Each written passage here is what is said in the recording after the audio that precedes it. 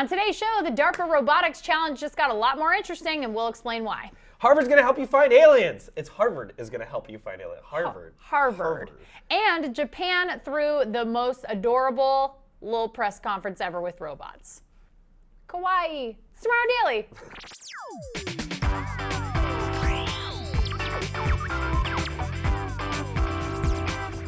Greetings, citizens of the internet. Welcome to Tomorrow Daily, the best geek talk show in the known universe. One of these days, one of us is going to punch the other on accident. I can already see that happening. It'll be great for the blooper reel. Out for the rest of the episode. It'll be great for the blooper reel. We don't make bloopers here. I'm your host, Ashley Scala. Joining me as always, Kale Anonymous. How's it going? You're just about to fly off to join everyone else at Pax South. To the Alamo. So if you're going to be at Pax South...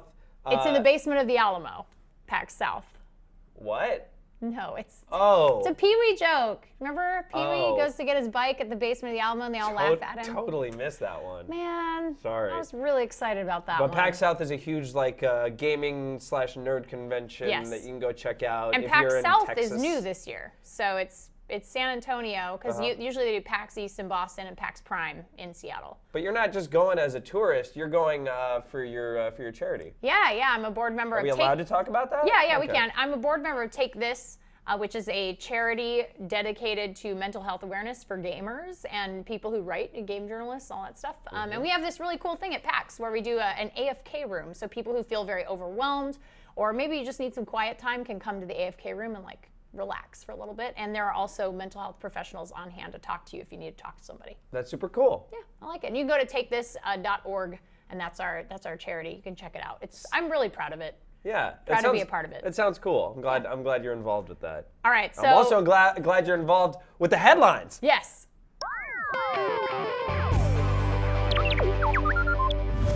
Logan, that was a really way good to go, transition. Logan. Yeah, Logan was on it. Very on that good. one. I think he was waiting for me to say He's it. too much more pro than we are. He really is. He's on it. Okay, so there is a thing called the DARPA Robotics Challenge. I don't know if you're familiar with this. We actually need to go because it's local. It's going to be in, I think, Pomona. So it's a little bit inland, it's but like 30 minutes away. But it's going to be here, and we can go. Spectators can go for free. So the Pentagon actually has 7 teams competing in this robotics challenge. They have 7, and they all use this robot called Atlas. And so Atlas has been around for a while. Oh yeah. And this was previously it's been very tethered. It moved kind of slow. It had some issues. Now this is the new Atlas. They've been so they're showing off new Atlas because there's a new rules. There's a bunch of new rules this year in the DRC, which is no tethering. So it can't be attached to anything. It has to be able to get up and recover if it gets stuck without any human intervention. Dang! And it has to operate on its own during short communication blackout periods.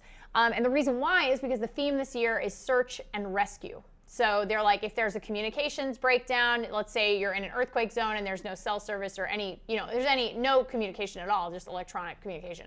The robot has to be able to act This for footage itself. isn't from this. This is before. This is before. So this is DARPA TV. They just released this video about the new Atlas, and the new Atlas meets all those criteria and has been rebuilt. 75% of it has been rebuilt, and so pretty much from the legs up, like they were saying, from the knees up, this robot has been rebuilt.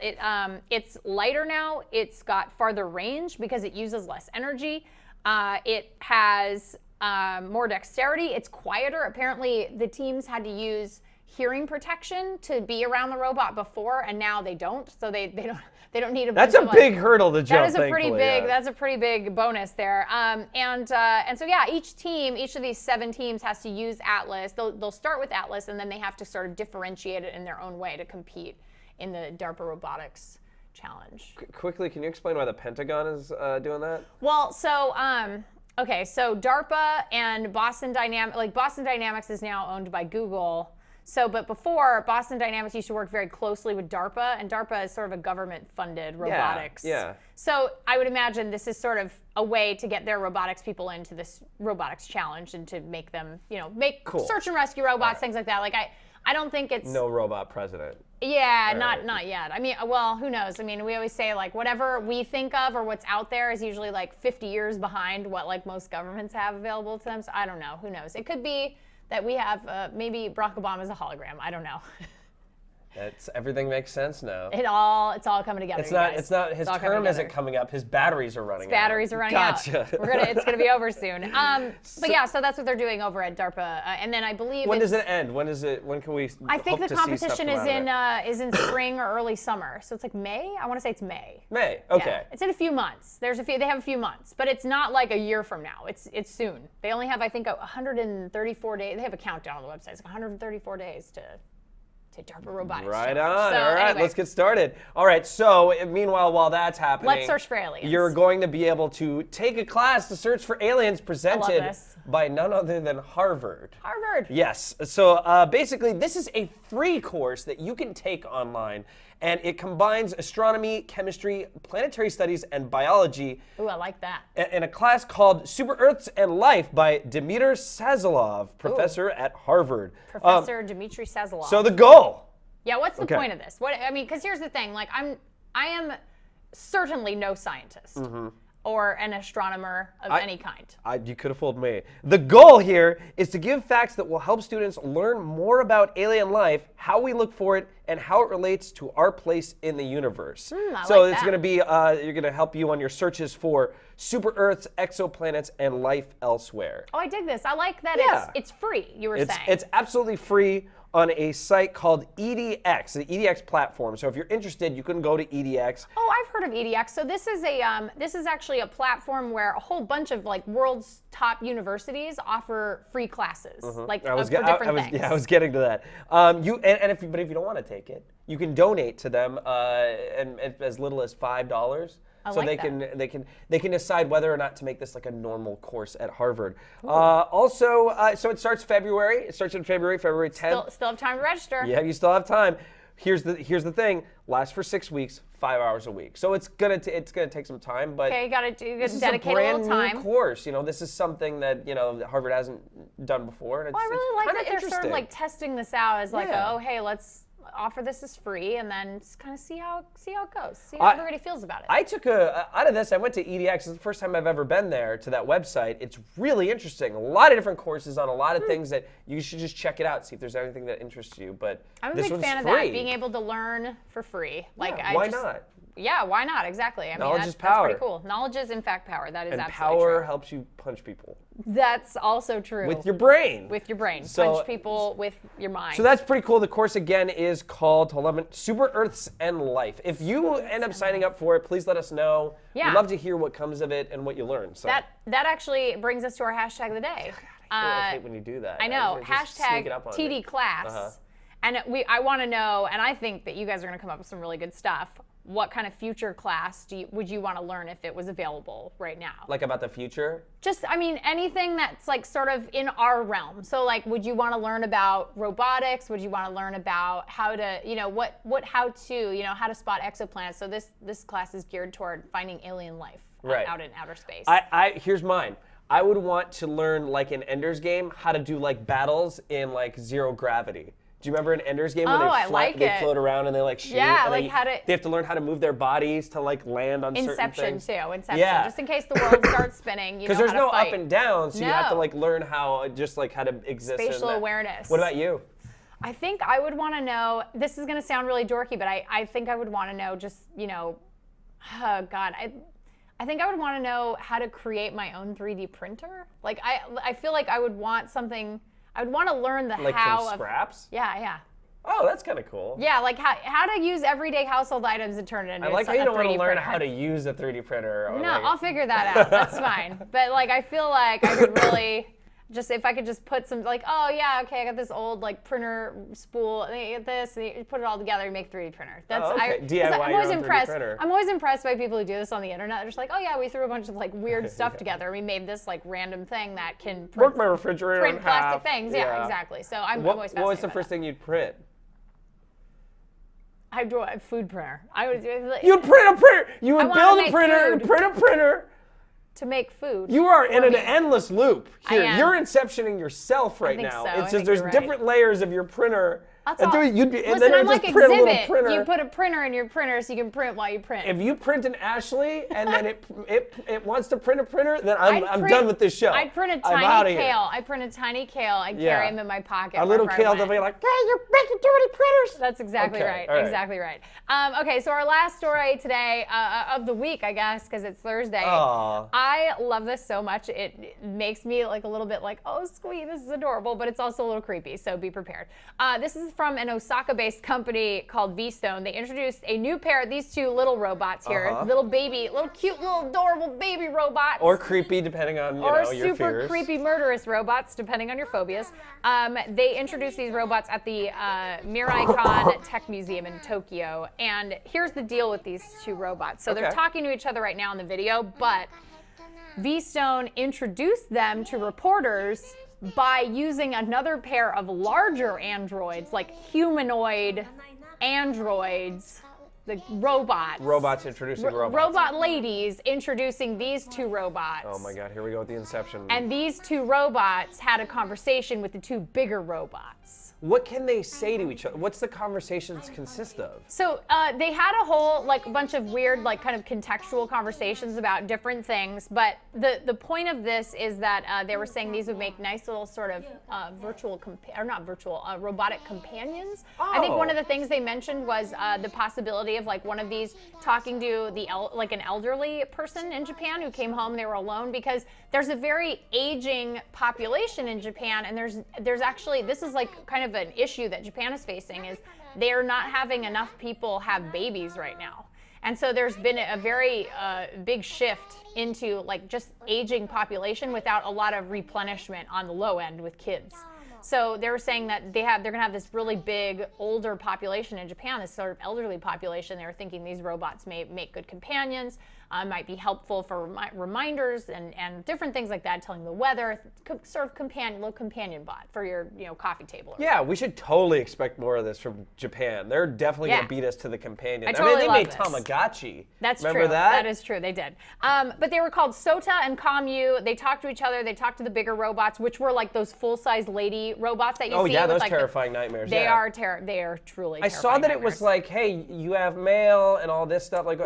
Any other actions that they described that they do? So they mentioned that the purpose of this, this idea, is to develop a fully autonomous interactive robot, and so this is sort of the first stage of that. And they were saying that we might see these two smaller robots come to market at some point for under $1,000. So Sota is powered by, which is the one on the right here, the little one that looks almost like a Mega Man or Astro Boy. Yep, exactly. It's powered by the Intel Edison chip, which is pretty cool, and they can talk to each other and converse. And then Commu, the one that looks like a little baby, is more sophisticated and is powered by Raspberry Pi and has a little bit more actuation of the eyes and things like that. So you can add stuff, presumably, to it. Yeah, I'm assuming these will be maybe if they do go to a consumer market, it would be oh, here's the basic one, and then here's the one. The articulation was actually pretty impressive. The baby one has I think 14 they have that in its eyes, as opposed to I think it's 8 in Sota. I want one of these. Yeah, I'm I gonna do be completely honest with you. I want one too. I want one. I mean, Amazon Echo is just a tube that talks to you, but it's I want a little robot that's animated.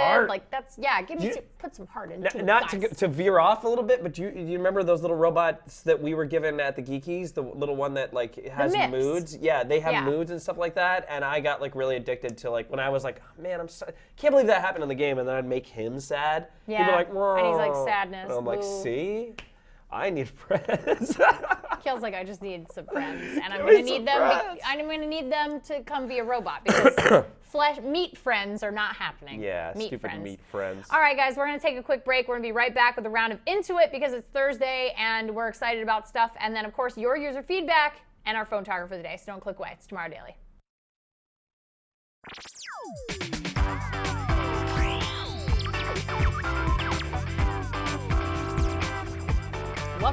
Welcome back to the show. We've returned. I like that you always have a little dance going. Well, we can only hear the bass. I know, we can really hear the bass through the walls.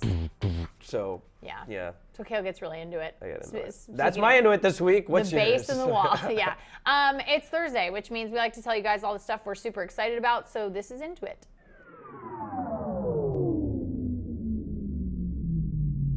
All all right, so I saw this, and it got published like, I don't know, like 8 or 9 months ago, and I don't know how I missed it, but I saw it recently, like 2 days ago, and I was so excited because I love sci-fi films.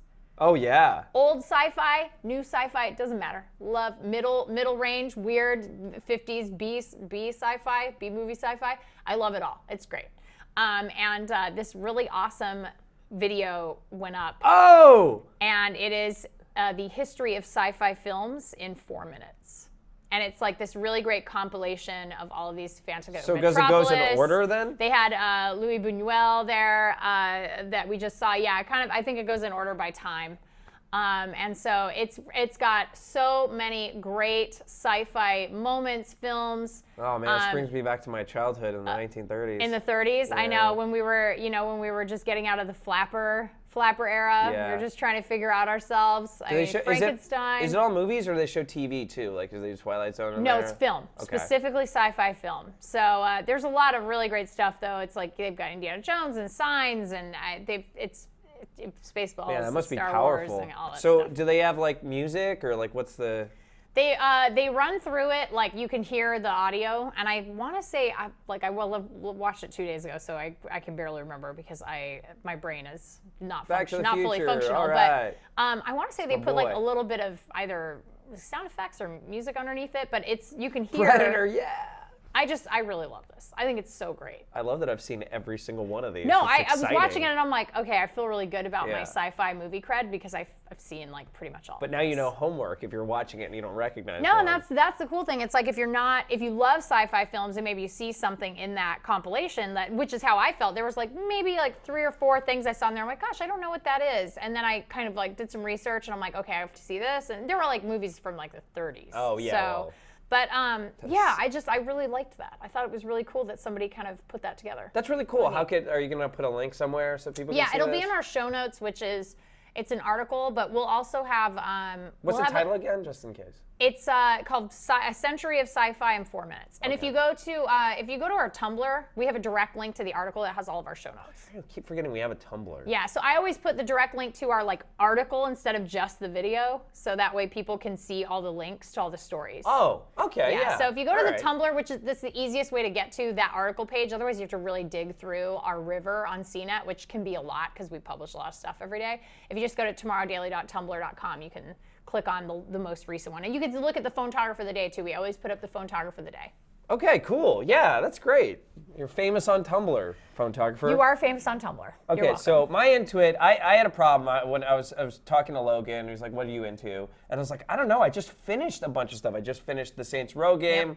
I just finished BioShock. American Horror Story just ended. Like a ton of stuff just ended. Yeah. So this is what I'm about to get into, which is CSGO, which is Counter-Strike Global Offensive, which is huge right now. Which is huge right now on Twitch, and I never actually had this time in my life. Oh. I never had a Counter-Strike. I was gonna say you never had a Counter-Strike bender. I never did. I was an Unreal Tournament girl. I was Splash Damage games, so like Quake? Wolfenstein Enemy Territory. Oh, Wolfenstein, yeah. Okay. I played Quake in like high school. Do you know? And I did a bunch, and I did GoldenEye, I did Time Splitters, I did Halo, I did everything, but I missed Counter-Strike. So I'm really looking forward to getting into it. Apparently, like everybody's so good at this because they've had it like baked into their just the DNA. Yeah. So I'm very scared. They have these new crates that you can unlock. Okay. Like, I'm describing this and everyone's like, yeah, Kale, we already know. We know. But they have all these crates that you can unlock, so I'm ready to get addicted to that. I'm ready to live stream this. Logan says he's gonna jump on with me, so we're both gonna die hand in hand, side by side. Hand in hand, side by side, holding each other. Terrorists win.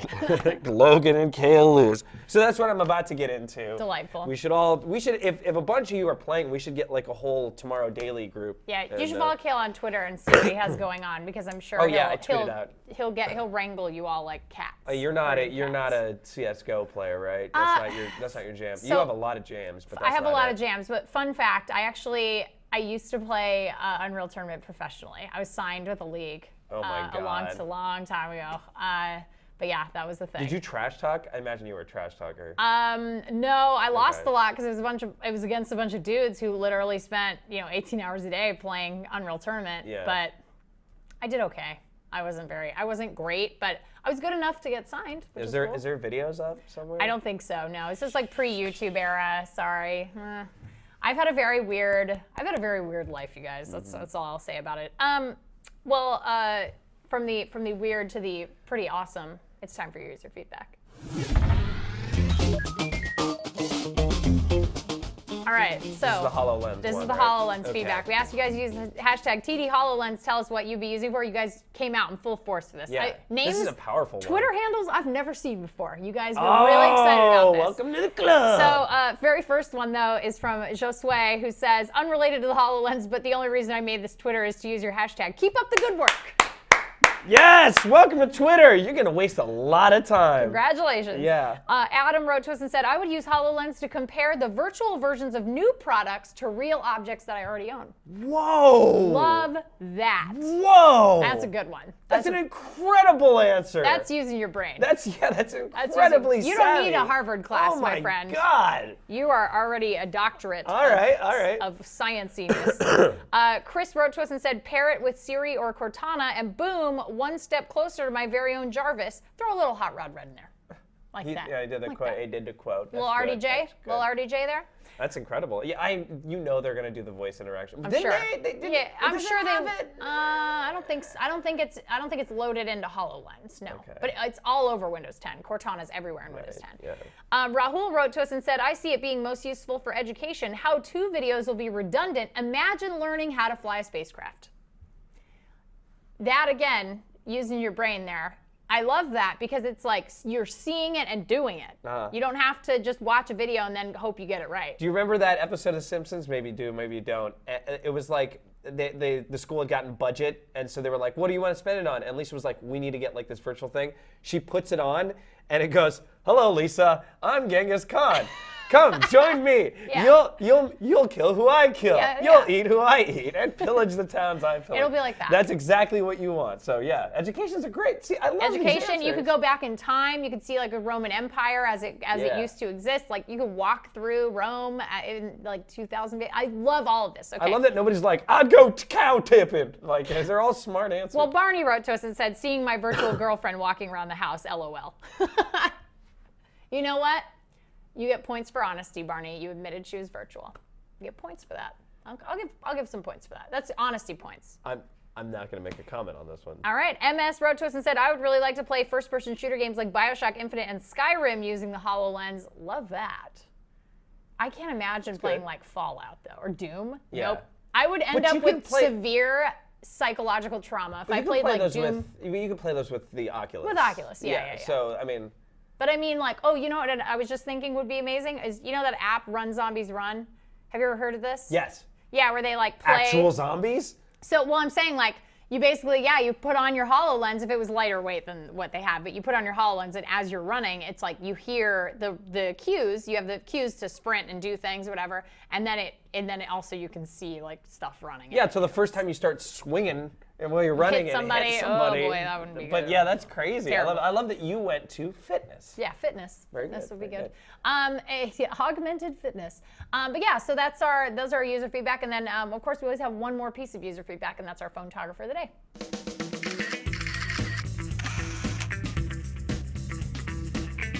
You know, Stuart wrote to us. Again? Well, I don't think he's ever written to us before. He said, I took this on my iPhone 6 as we were flying to LA from Fort Lauderdale. The skies above Florida have never failed to provide amazing views.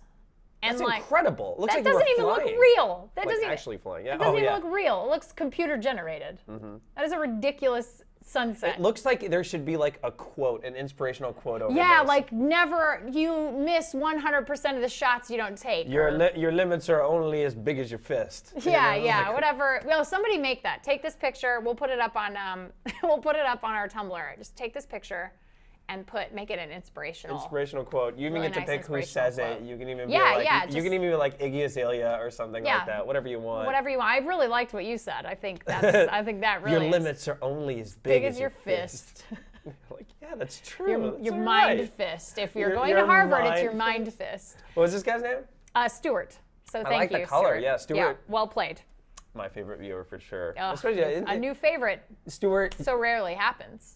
So good. Much love, yeah. All right, well, if you want to submit your photography, you can email us tomorrow@cnet.com. You can also send over your user feedback if you don't want to use social media. But hey, if you hate emails and you do want to use social media, you can find us Tomorrow Daily, Facebook, Twitter, Instagram, Tomorrow Daily TV, Google+, and tomorrowdaily.tumblr.com. And if your inspirations are bigger than your fist, don't forget to subscribe on YouTube and also add a like and leave a comment. There's been more comments lately, so kudos to you. Even if you're just saying first, which, I mean, I hope your family's proud of you for saying first. I try to do that. Do you print? I was going to say, I go on there, I'm like, listen, don't let Kale give you any guff about that, because whenever Kale gets a first, he prints it out and brings it home. Like, it goes, Mom, my magnet. Just put it on. Sometimes I'll spoof one. Anyway, and also don't forget, if you're listening on iTunes, thank you for listening while you drive and getting some information. Leave a rate and review. Yeah. And you can still stick with Swan Hype or any of the weird. Yeah. Just throw people off when they go to. They'll just using be your like, fist. Your limits are as big as your fist. Yeah, Make sure to mention that. Tell us what you think your limits are bigger than in the review. It's definitely your fist, but it could be other things. Yeah, mine's bigger than an extra large pizza pie. That's right. And if you want to share the show with anybody and you don't feel like typing in a whole bunch of letters and slashes and dots, you can just send them to tomorrowdaily.com. It's a really easy way to find it. And of course, find us on Twitter. I'm at Ashley Skeda. And I'm at Kale Anonymous. And that's it for the show this week. You guys have a great weekend. We will be back on Monday with a brand new docket of weird, wonderful, awesome, techie, science, geek, gaming, pop culture stuff. But until then, be good humans. We'll see you next time. Bye.